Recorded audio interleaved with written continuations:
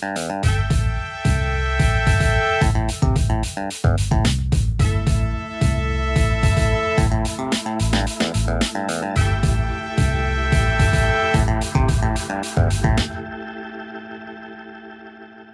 here in the Drafthouse Comedy Theater in DC. This is a Drafthouse download. I'm Max. And I'm Dee. And we are here with Lucas Bohn. He's doing his, is it fair to call it a one-man show? Yeah, it is more of a one-man show, I would call it. Yeah. And it's from lesson plans to late night? Yeah, lesson plans to late night, and it just it's a journey of how I went from being a school teacher to a full-time stand-up. And it's got visuals, it's got stories, it's got impressions, it's got kind of my journey, and it's a one-man show. It's I love it. It's awesome. Oh, that's great. And how long have you been doing it? I started in 2013. I did a horrible gig in Mexico, and it sounds great, but I was doing shows for people that half of them were English speakers, half of them were Spanish speakers. Oh, good. That's good. Yeah. You want to split the language. So I'm doing stand-up, and they don't Do you understand. speak Spanish? No. Okay. Not like, Good. I can be like, uno más cerveza, por favor. Like, that's dos tacos, por favor. Like, that's it. So these families would come, and it was a family resort, and it was like you had these 5 gigs that were awesome and these 2 gigs that were terrible. And the 2 gigs that were terrible were family resorts. And they didn't speak English. Some of the people didn't speak English. Mm-hmm. So I'm after a show, I'm just sitting there like comics do, and I'm just replaying it and I'm like, what can I do to make them get what I'm talking? I don't know how to. I can't speak Spanish. I can't do jokes in Spanish. Like, what do I do? And I thought, well, maybe if you had a picture to go along with the stand-up, they could at least look at it and say, like, oh, I don't know what he's saying, but, like, I know what that is. And then if I do an impression, they're like, oh, that kind of sound. It would be something. Okay. And so that's where I got the idea. I didn't do anything with it for 2 years. And then I was a teacher, and a principal said, do you mind doing a faculty show? And I said, sure. But, again, Was it for the students? For the teachers. Okay. So I'm like, but still, it's my principal. So you can't drop and be like, "What's up, girls?" You can't do that. I had to be clean, so I included some of these slides that I had and pictures, and it went over really, really well. Wow. And I remember thinking, like, maybe there's something to this. We host a show here that's called the Facebook Monologue. Yeah. And it uses a little bit of that where we take comics come on stage and you show like their old statuses from like 5 or 10 years ago, and it establishes a rapport because people are immediately like, wait, you said like what? Yeah. You said Drake was awesome back. Wait, what? You know? Whoa, so you've read my Facebook statuses. That's really good to know. And it was one of those things where I thought, I'm not the most technical savvy person, but it's to me where I thought stand-up was going. Like, why wouldn't you include technology into stand-up? It only makes the show that much better. Yeah. And again, I'm still ironing things out. There's still glitches. But for the most part, I'm not the only one that's doing it. I watched a College Humor thing on Comedy Central, and it was all on Trump. And the guy had a huge screen behind him, and he was doing. And it Do you know what I think it is? I think it was TED Talks. Okay, maybe people it was. Saw TED Talks, and they were like, "Oh yeah, like somebody can talk, and they'll throw to a thing, and then they'll talk some more." And people kind of got. And then I think that it lends itself to comedy so easily because a visual bit. Yeah. I did mine more of a. This is like I took the Tosh.0 kind of route. I watched Tosh.0 and I went, this is genius. All he's doing is pulling material from the internet. It's not even his material. He's not even writing it. Right. And then it's just he's like looking riffs at on top. And then doing stand-up and riffing on the video. I go, that's what comics do every single day of their lives. They look at a situation and go, how do I make this funny? Yeah. And so what I did was I just took photos. A lot of them were examples of student work. Funny pictures that I took, signs that I've seen, and you create a story out of them, and you add little tags here and there, and little jokes here and there, and I build it around my stand-up, and it's just something that it's been fun to do. I think the next time around, when I come out with another one, I'll create everything my own. So you kind of have to fabricate, like, all right, so here's a funny photo that I made happen, and I made it look natural. So that's And that's so difficult because then you kind of have to write around reality. Exactly. You write around reality. So, that's what I think would be, because that's the spontaneity of stand-up. It's like, oh my gosh, I saw this, took a photo. Isn't that funny? Yeah. You get the opportunity to riff off of the different reactions that you get. Absolutely. That sounds great. Yeah. It's not, like I say, people, it's not rocket science, and it's not Hamilton. Like, if you're coming here and you're like, oh, I want to see the theater. Ooh, I've been telling everybody, if you want to see Hamilton, don't. not like Hamilton, like actually see Hamilton for free. Yeah. Don't. This is not it. And I tell people, like, I have a strong background in stand-up, so, like, some of this is stand-up. You know, some of this is not stand-up. Well, you were saying, did you start in DC? I did. I started in South Carolina in college, but this was the first place I moved. So I got a job teaching in Loudoun, and a lot of my growth happened in and around the DC area. So I grew up with Seton and Aaron Jackson and Ryan Connor and Aparna, all these people. We all but we were all coming up through the ranks at the same time. Rory, I mean, some of those guys have far surpassed me.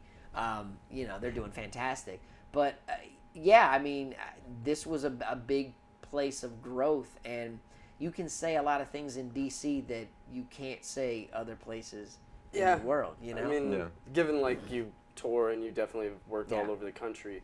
I mean, I imagine like there's definitely a difference between audiences around DC versus an audience in the Midwest. Oh my gosh, it's 100% different. That's what I was saying. Like in this show, I customize it so much. I can take things out of the show if they're not going well. And in the Midwest, I found that like they just love seeing the photos and hearing the stories. Whereas in DC, I feel like they're more stand-up driven. They want to hear. Give me a joke. Give me a premise. Give me a setup. Give me a punchline. Which is great, and it's just different audiences. New York is a lot like that too. You get on stage and you start hitting them. There's something about the familiarity with comedy too. When people know, they're like, oh, this is how like a joke is, so they kind of want to hear the variation. Exactly. I saw that you tour like 45 weeks a year, which is insane. It's really intense. What's that like schedule like for you? I mean, you must be.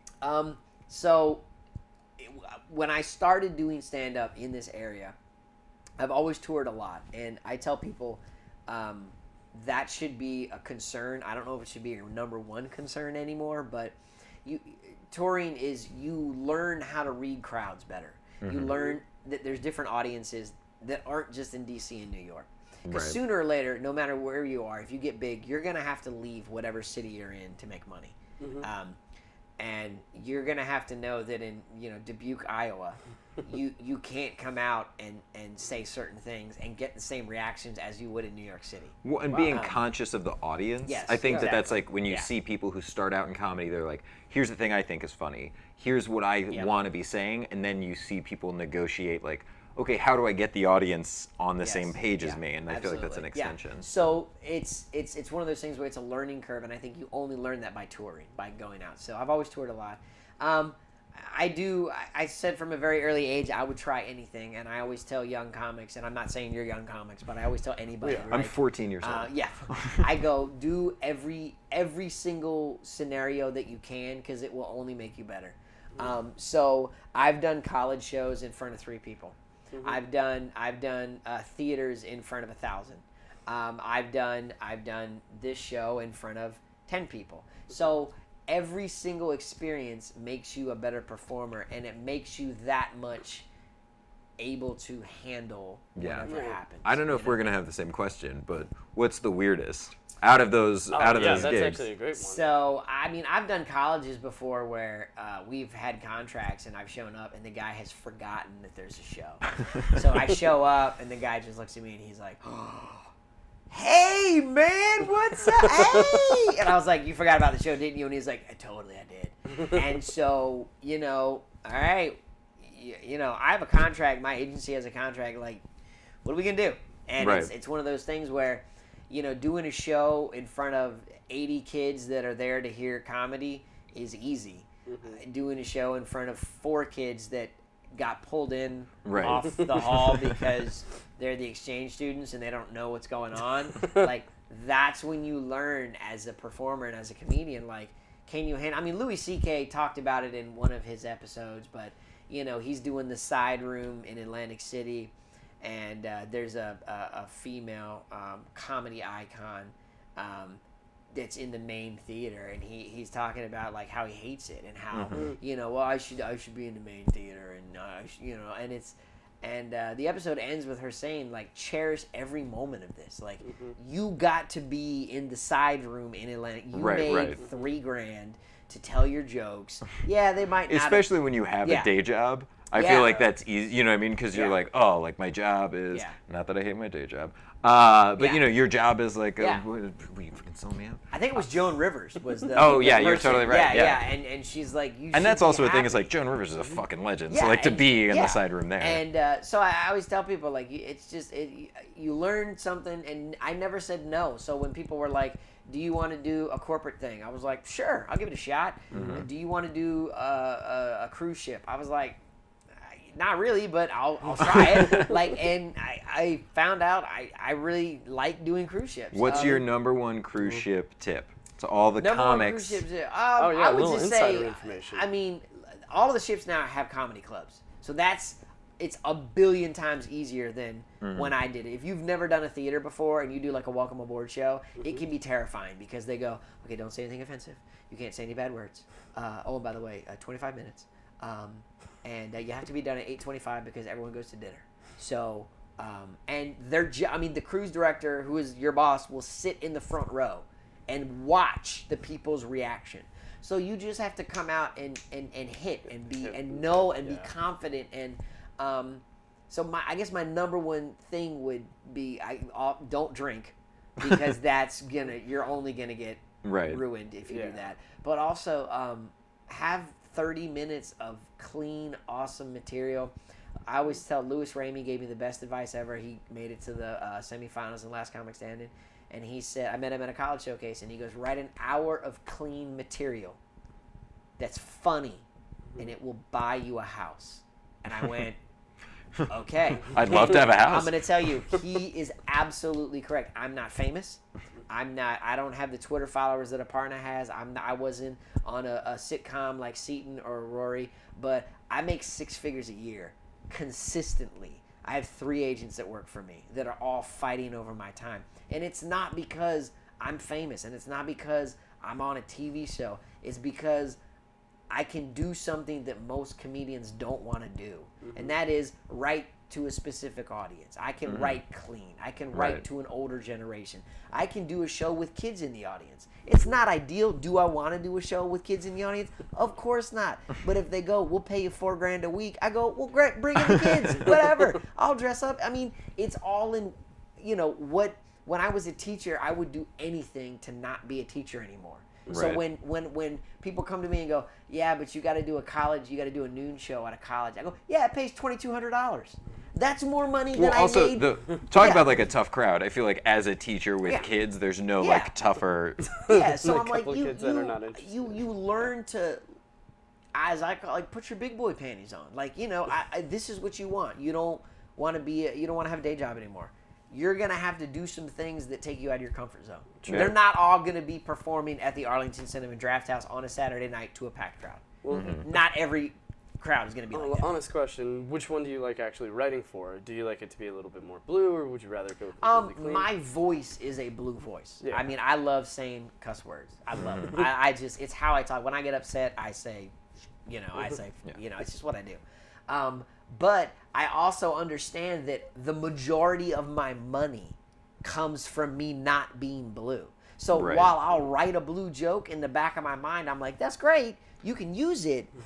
But really, that's not paying your mortgage. And from the reverse, the other material is kind of subsidizing when you want to do that. Yeah. So when people come in, and it's so funny because I've done showcases where people have been like, Lucas is kind of a clean comedian. Like, I don't know how he's going to. And then I come in, and you demolish because you're like, I don't have to be clean. I can just do material. That was what it was like. That I want to do. Yeah, like I think it was 2 years ago when you were at that showcase, and I was on it too, and I was just like, I haven't met him before. I have no idea who he is, but I have to go talk to him afterwards. Oh, thanks, man. And that was a pretty damn fun time. But I remember hearing those jokes, and then I'm hearing about this presentations, and I'm like, wow, you're all over the place, but it's amazing, like, that you're able to, like, be that flexible. Yeah. It's like almost like the Bob Saget effect too, because like he was like America's dad, and everybody loved him, and he was beloved, and then the Aristocrats, right? Where and he just comes out, and you're like, whoa, I didn't, and that's that's such a good contrast. But like I said, it was one of those things where I never said no, and by me not saying no, I was exposed to a lot of comedy opportunities, and that's I always tell people, like, if you want to just do stand up in New York, there's plenty of opportunities to do that. You can, there's so many shows, bar gigs, and the Creek in the Cave, and it's you can do just that. But I always wanted to have influences from and I wanted to do stuff that was different. And this show, whether it's successful or not, whether like deep down it's how you measure success, but like monetarily it's successful. For me, I like it because it stretches me to do stuff that I'm not comfortable with. Well, and that's the challenge, right? Is to, I mean, like, exactly. And everything. When we were talking to, like, being a comic starting out, you're like, how do I make people think this thing that I think is funny? And now you're in, I mean, it's like layers deeper, I guess. Yeah. So, and sometimes I find myself, like, you'll show a photo or something, and the photo is good enough to get a laugh by itself. It doesn't need me. So then it's a challenge, like, can you one-up the photo? Can you be funnier with your jokes or with your tags than the photo? And I think, like, if you ever watch Tosh.0, he does, like, the 20-second web redemption or whatever, and it's 20 seconds, and he's just slinging jokes. And some of them are great. And some of them you're like, whatever. And the quantity, you have to have the quantity to get a certain quality. Okay, I have one question, and then I think we can, like, plug stuff. But do you mind if we talk about your list there on the wall? List. Oh, that's not yours? No, sorry. Oh, I totally thought that was your list, and I was like, that is like so detailed. No, and like my lists are like pretty. I don't even know if I have any, but Well, and you were saying you customize it, so I feel like if you customize the show. So yeah, I can take slides in and out of it, and put more slides in for stand up and things like that. So it's constantly changing. But yeah, I always walk on with a list. I always do, and people, my agent hates it because she's like, you should have it memorized. And I agree that when it's a big show, you don't want to go out on Comedy Central with a list that's bad. But when you're working stuff out and you're changing stuff up, I always tell her, I'm like, I don't want to do the same set twice. I don't. I want to constantly be changing it up. I feel like now we're in a place where generally, and this isn't true for everybody, people are kind of familiar with comedy or the general idea. So if you walk out with a notebook or a list at certain shows, it's not like, I don't know, it's not unprofessional. People are kind of like, oh yeah, that's their joke book. They kind of get it. Content is king. I mean, more and more you write, it's going to be... Well, that hashtag also, content is king. Yeah. If you see these, icons like Jerry Seinfeld or Chris Rock, and I mean, they come out and they've got the notebook, and it's because they expect these people to do a new show every year and a half. And you're like, well, the only way you can do that is that you have to constantly be writing and be performing that material. And if you're writing a lot, it's hard to remember like what you did and what hit and what didn't hit. And so that's where the notebook comes. And again, I use a projector and a computer. A notebook is just another tool for comedy. I mean, it's some people use an iPhone, some people use a notebook. And I've just started doing voice memos where every set I hate the sound of my own voice. And, it's murder. But like, what's great is at night when you'll be like, how did I set that up, or what did I say? And sometimes you listen to old ones and you're like, I totally forgot I wrote that joke, or I totally forgot I said it like that, because we get in habits, we get in routines of doing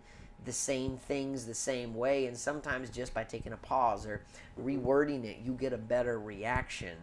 Constantly deconstructing. And I have jokes that are on Sirius XM, and I listen to it, and I'm like, I don't even do it like that anymore. Right. That's not where I wanted to punch. That's not, and you're like, whatever. But it's like, you're like, that's not how I set it up anymore. So, Yeah, definitely. Well, cool. Do you want to plug the show? I mean, the show is going to be Friday night and Saturday night. 2 shows Friday, 2 shows Saturday at the Drafthouse Comedy Theater. And then next week, Thursday, Friday, Saturday. I believe there are discounted tickets out there for $15. Tickets are $25, but you can get them for $15 if you have a coupon, or I think if you're a teacher. So if you're a teacher and you have like a school ID, I think there would be a discount. But it's just a different show. It's a fun show. It has stand-up in it. it's about an hour and 20 minutes long, hour and 25 minutes long. So in and out, it's a fun show. Come on out. Check it out. All right, definitely check it out. Thanks everybody. Subscribe, like, internet stuff, follow social media, that stuff at the bottom of Synergy, there. Silicon Valley. Hashtag watch that on content HBO. Is king. Hashtag content is king is our brand new hashtag. Thank you very much. Yeah. Have a good night. Thanks, Luke. No problem. No problem, man.